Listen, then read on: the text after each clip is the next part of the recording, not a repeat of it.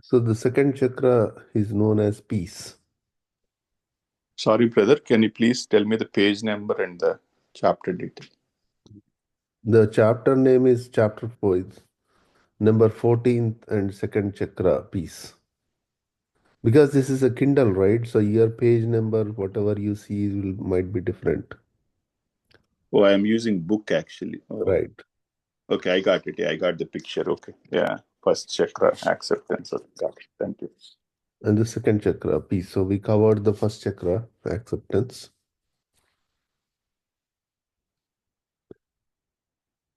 So the second chakra, you can see the location. And again, the central point is the space, ether, and you can see the positions of the water, air, and like I said before, it's easier to identify these points. So the moment you say this is the second point, so second point is the ether, and the above one is going to be a third point, and you kind of follow from there, 4 and 5. And then because there is no 6, it'll come to 1. So this is how you identify which points are there. So whenever you put the central point as 2, the above point is +1. And then you kind of go clockwise. So this is the soul chakra. And the prominent element is space. So we have all these 5 elements which the matter is made of. So these are the primordial elements. Don't think of earth as like, the earth, dirt, or air as air, because these are the qualities of the consciousness, you can call it. So the ether is at the second point, and this is where our actual journey begins, from here. And all of us are at this point. Now we are going to the second point. So the journey in Sanskrit is known as yatra. So they say at second point your yatra, Y-A-T-R-A, yatra begins. And each point has certain color. So this is red pinkish hue.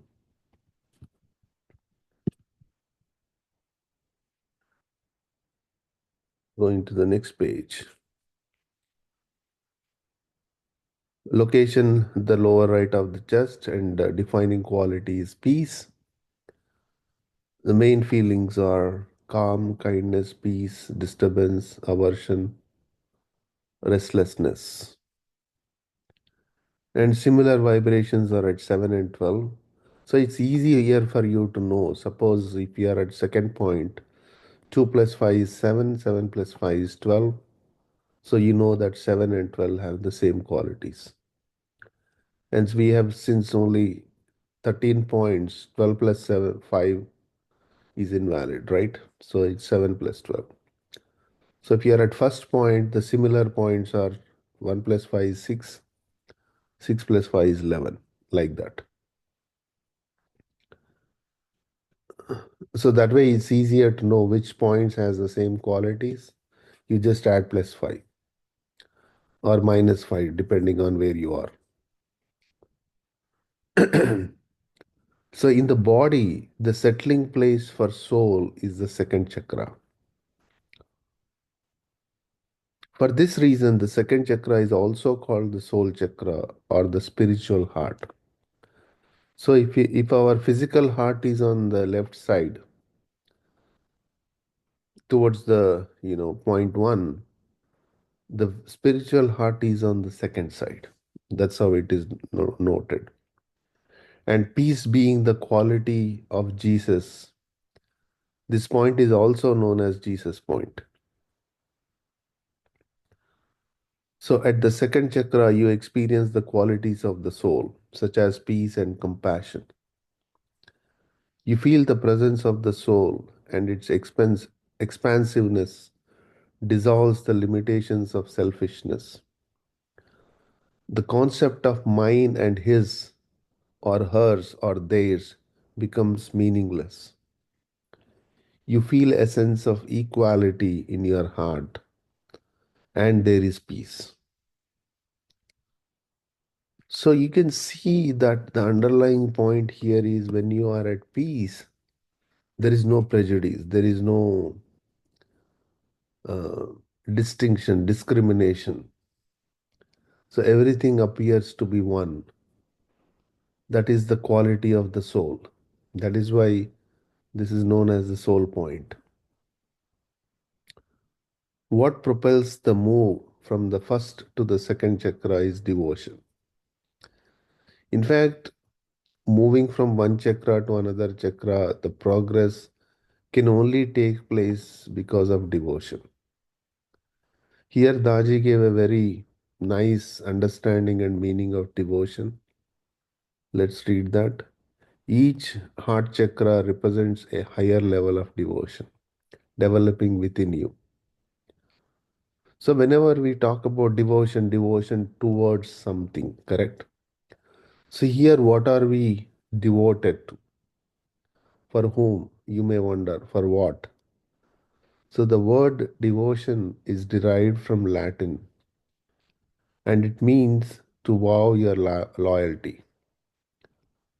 As we journey towards the center, devotion is directed towards the goal. When you commit to the goal with devotion, the motive force of your soul propels you onward.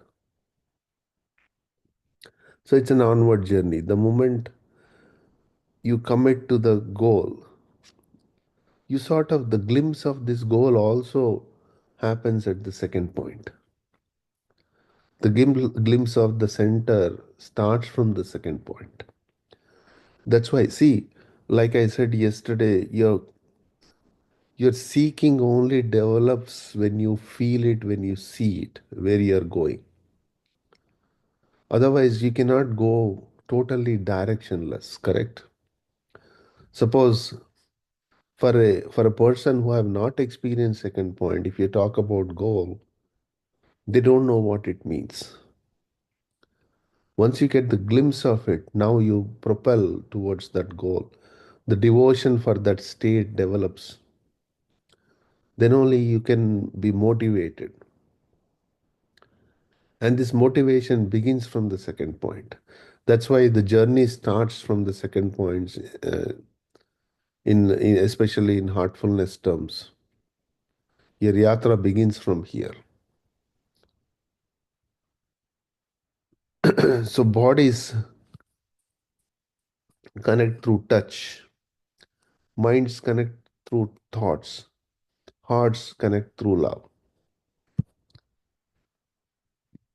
Your devotion to larger vision and goal that inspires. Sorry. So some may be wondering why face these obstacles in first place. The spiritual anatomy project is for self transformation. The universe should support you in such efforts. Why face obstacles then? So once samskaras are removed, it should be a smooth sailing. But that's just not it. I think we missed something here. Yeah. So and souls connect through devotion. The connecting link that the soul carries with it, the silken, invisible thread of connection it has with the center is devotion. So here in our journey towards the center, so it's always called the center. See this invisible thread or the connection, that feeling of that being at the center. So the feeling of the center takes place in two ways in our heartfulness practice. One is transmission is always giving you the experience of that center. It is for us to refine our state, current state to the state of transmission. Correct?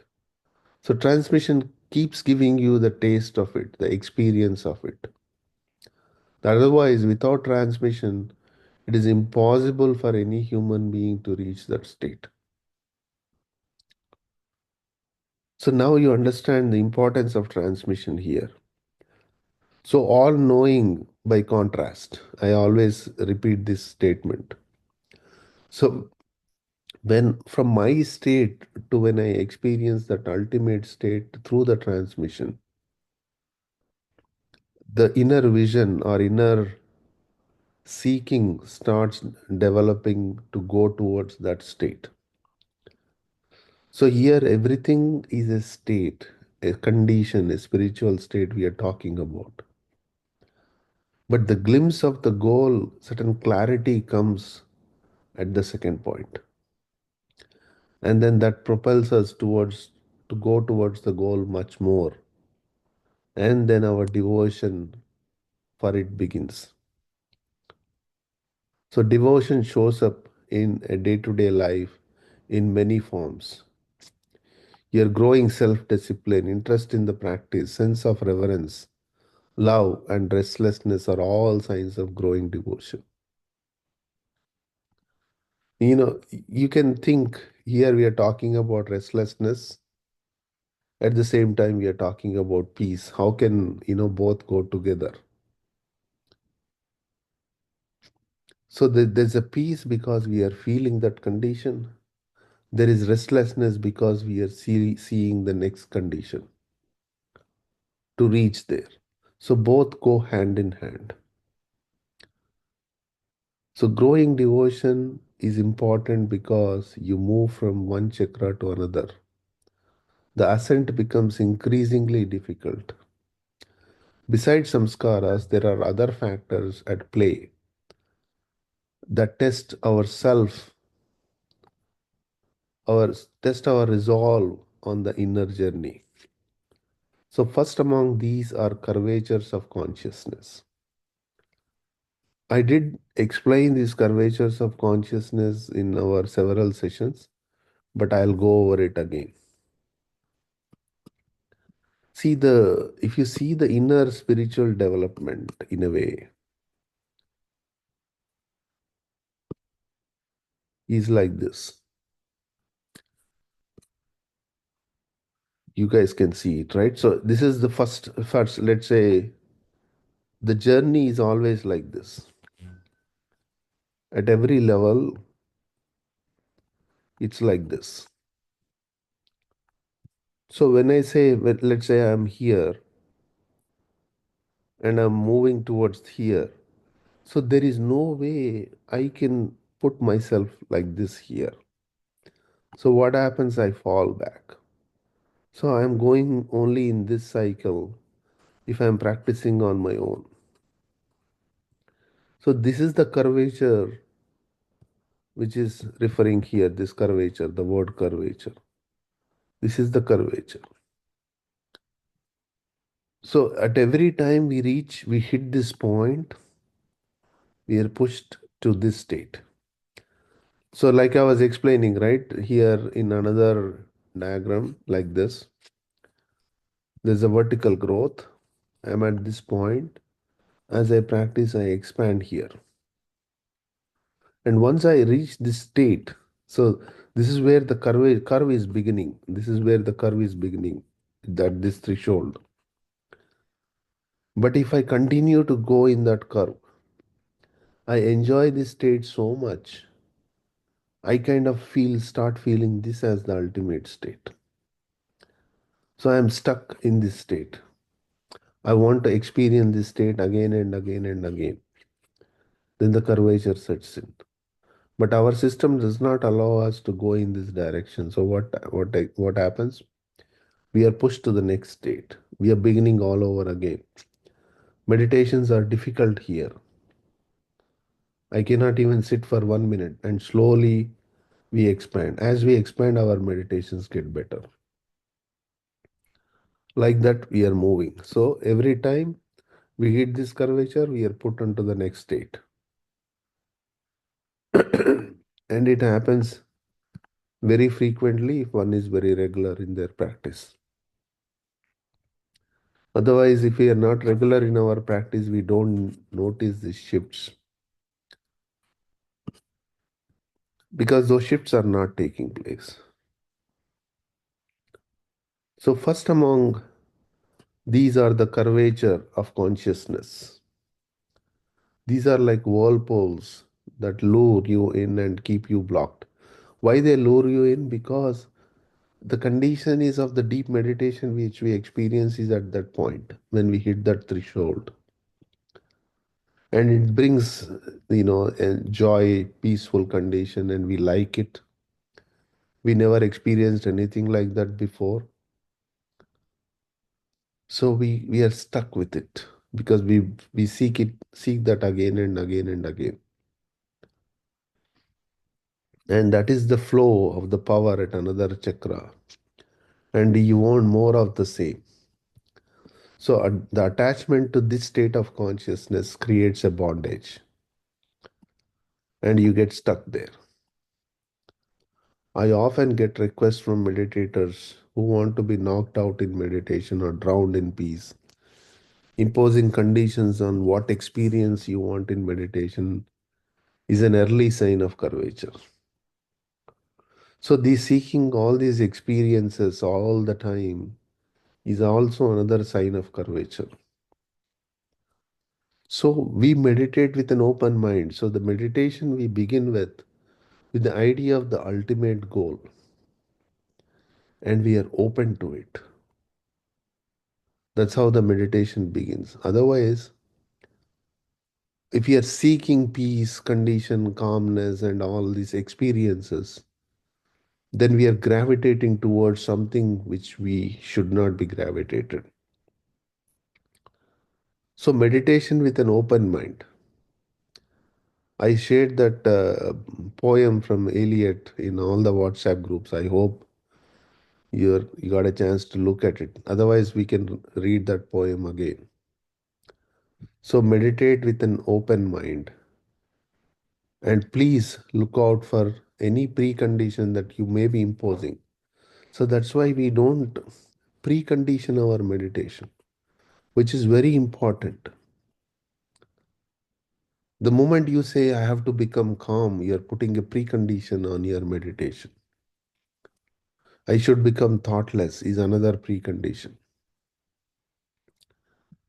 So in meditation, when we begin, no expectations, no preconditions, no anticipation of any sort, then I can say I'm open to meditation. But when this idea of the ultimate goal sets in your mind, all the preconditions drop because this even the concept, this idea of the goal is there, but you don't know what the goal is like. So automatically you're open to proceed towards it at the same time. You're well directed at the same time. You're not putting any pre-notions or conditions any of any sort. Yes, Cliff, go ahead. Well, I think I mean, many people, I guess, are thinking about it in the wrong way. If you think about bonding with your soul, higher essence, and stuff, all these things you talk about that people think this is a precondition is Yes, a side effect of meditating toward your ultimate goal. And so correct, it just happens. correct. Yes, that's a good observation. A very good observation. Thank you for sharing that. So that's why, like I said, the second point is where this goal, sort of the clarity, a glimpse of the goal starts happening from this point onwards. And then we are slowly moving towards it. So the devotion helps you escape the curvature. Again, you have to go back to the devotion. What is devotion? This connecting link the soul is carrying, the invisible link or connection towards the center is devotion. That means this is where I cannot settle down for anything lower. I'm always looking at this higher. Even I quote this example again and again from the life of Jesus. When the devil appears in front of Jesus, it says it offers the dominion over all the things, all the earthly things. You will be the most powerful guy on the earth. Things like that. It offers everything, all the dominion over the earth. And then he says, my kingdom is at my father's feet, right? My kingdom is of my father's. He rejects all that offer. He is able to reject all this offer because he knows what this is. That is devotion. Because he knows what is the real thing. So that's why we cannot settle down for anything small. Once we know what is the highest. And the devil is not, it's not outside us, it's always inside us. It's always offering you petty things. And we fall for it and we are stuck with it. Even a spiritual condition like this, at a first point or second point or any point, is a very short, small thing in front of this higher goal, higher essence. But our nature is to fall for it and the curvature sets in. So that's why it is important to keep this goal always in our mind and approach towards it. Don't settle for anything less. And it gives you a state of contentment. Oh, I am progressing. I feel this condition. I feel better today in my meditation. Yes, but there is more to it. Always know that there is more to it. Always tell yourself there is more to it. And move on this journey. So you should also say, my kingdom is there, like Jesus said. And then only we can approach, we can move towards that higher goal. Even if I am happy that, oh, I love my master so much. I love my Jesus so much. You're stuck. Because you want to feel that again and again and again, you are stuck. But I want to feel the condition of Jesus himself. Then it's a different story. You want to feel your love, it's a different story. So the spiritual goal, that's why it sets you at the highest to march towards it, to march towards that goal. I cannot settle anything less than what Jesus has experienced in his life. Right? What he meant by Father, do we know what he meant by Father really? We have to reach that state. That's what heartfulness is all about. Okay, so I'll stop here. Any further comments, questions, observations?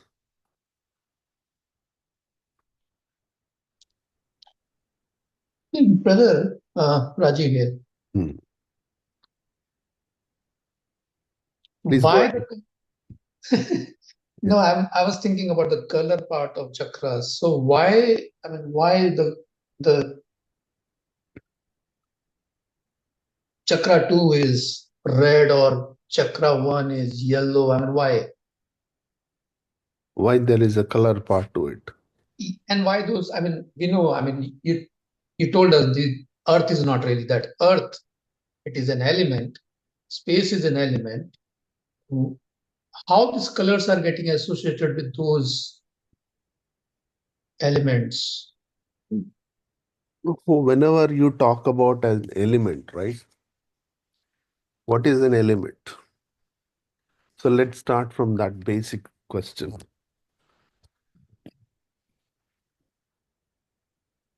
So whenever we talk about as an element, we talk in terms of an existential context. So it is the primordial element in our making, in our manifestation.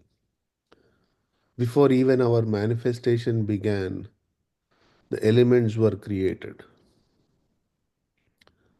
So when they were created, so any manifestation, you have to think it like this. It has a vibratory state, a movement to it. That is why when we talk about a soul as an embodied elements, bhautik, physical embodiment. Even this earth element is also a physical embodiment of the soul. So whenever we talk about a physical embodiment, it has a vibratory state, it has certain movement. As you know, in science, everything which has a vibration has certain frequency, and that frequency emits certain colors. Correct? Yes. Same thing here. That's why each vibratory state has certain color, and slowly this certain color fades out. When the color is fading out, it is tending towards the no color, and sometimes no color is, we denote it as a black color. Because it's tending towards no color, that's why the state, godly status, the color of godly status, Babuji says it as gray, Right. is going towards gray or going towards black. Okay. So that's why these colors. But when in a pure state, in a pure form, it has no color, no properties, no nothing.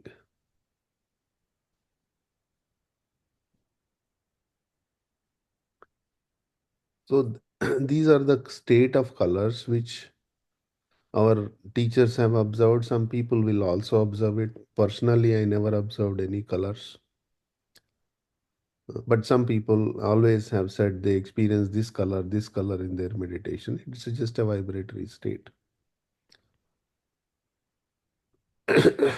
Right?